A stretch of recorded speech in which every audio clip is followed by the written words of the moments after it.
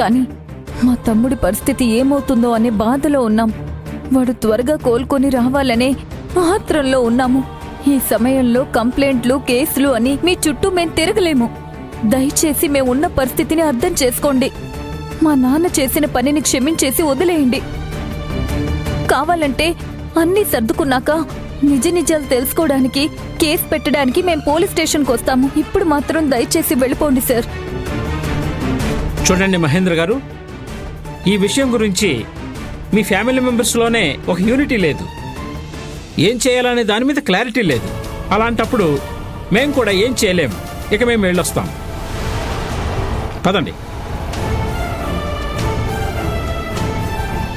అమ్మయ్యా, ఈ పోలీసులు కూపి అంతలాగే నా పాపం బయట పెడతారేమోనని భయపడ్డాను. ఆంటీ గట్టిగానే కవర్ చేశారు. Thank God.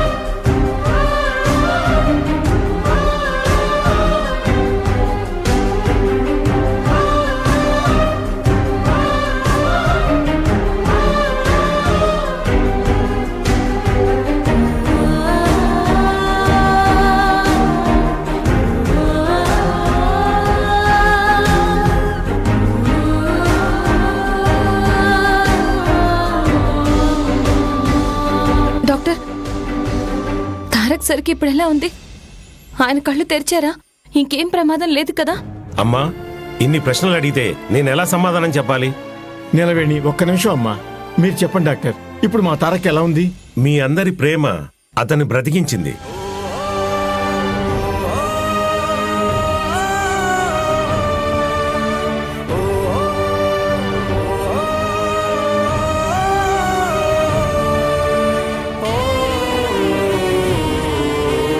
Thank you doctor, thank God.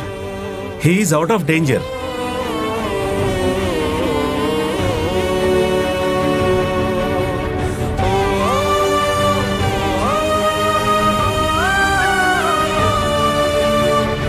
కానీ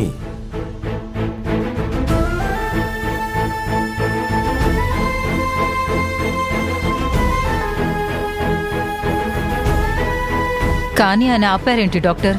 ఏదైనా సమస్య? అవునండి,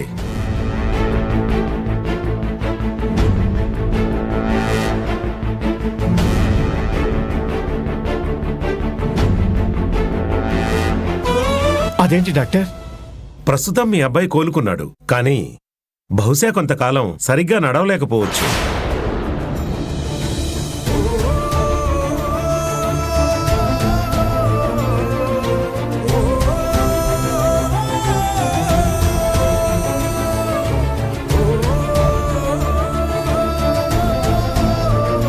ఏమంటున్నారు డాక్టర్? నడవలేకపోవడం ఏంటి? చాలా బలమైన గాయాలు తగిలాయి.